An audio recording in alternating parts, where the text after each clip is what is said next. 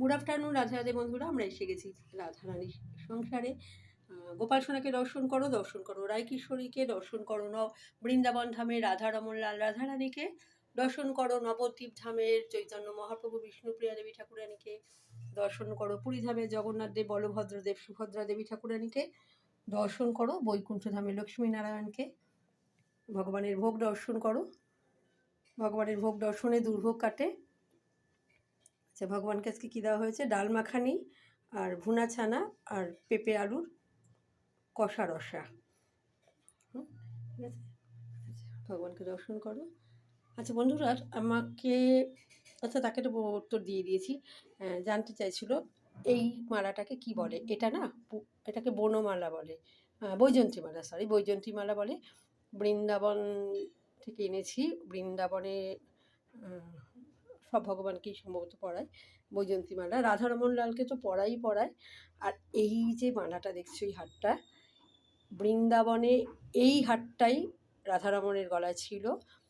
Double প্যাচ ছিল, একটা প্যাচ খুলে গেছে, সেটা আমি আবার ওটা খুলে আবার ওটা রেখে দিয়েছি। ওটা দিয়ে আবার রাধারানীকে বানিয়ে দেবো। এই মালাটা যেটা দেখছো, এই মালাটাই পরানো ছিল কিন্তু। তো ওখানকার যিনি পূজারী, আমার সাথে তার একটু যোগাযোগ আছে, তা উনি এটা আমাকে দিয়েছিলেন এরকম ভগবানের জন্য নিয়ে যেতে। তো এইটা আমি এখানে রাধারমন লালকে পরিয়ে দিয়েছি। সেই মালাই কিন্তু, এই মালাটা কিন্তু বৃন্দাবনের রাধারমণের গলারই মালা। আর একটা এইরকম একটা বৈজন্তী মালা, এটা নয়, এটা আমি ওখান থেকে কিনে এনেছি। বৈজন্তী মালা রাধারমণের গলার, ওই মহারাজ আমাকে একটা দিয়েছেন। ওটা প্রসাদী মালা, ওটা রাধারমণের মালা উনি পেয়েছেন, উনি আমাকে দিয়েছেন প্রসাদী মালাটা।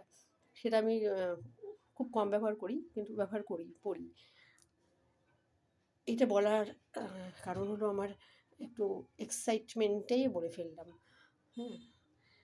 যে সেই মালা, মানে এই মালাটা স্পর্শ করলে আমার যে কেরম একটা অনুভূতি হয়, যে রাধারমন লাল এই মালাটা পরে থাকতো। সেই মালাটা এখন আমি সেই রাধারমণকেই পরাচ্ছি, আর সেই মালাটা আমি স্পর্শ করতে পারছি। তোমরা দর্শন করো, নিশ্চয়ই তার কিছু শুভ ফল হবে। ঠিক আছে, যে জানতে চেয়েছিলে সে তো জানলেই, এটা ওকে বৈজন্তী মালা বলা হয়। ঠিক আছে, এইখানেও দেখো গোপাল সোনাকে পরিয়েছি তোমাদের বৈজন্তী মালা। আর এটা তুলসীর মালা।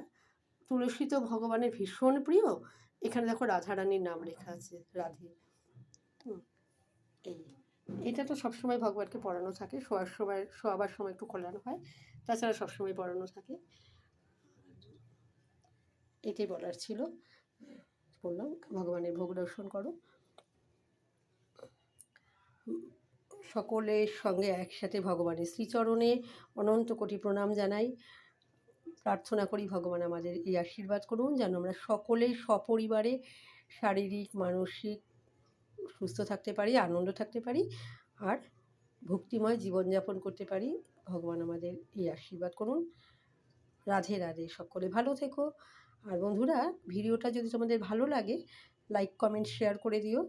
আর যারা ইউটিউব থেকে দেখছো তারা একটু সাবস্ক্রাইব করে দিও, যারা ফেসবুক থেকে দেখছো তারা ফলো করে দিও। তাহলে প্রতিদিনকার প্রথম ভিডিও তোমরা পেয়ে যাবে, আর আমারও ভালো লাগবে ভিডিও করতে। সবাই ভালো থেকো। রাধে রাধে।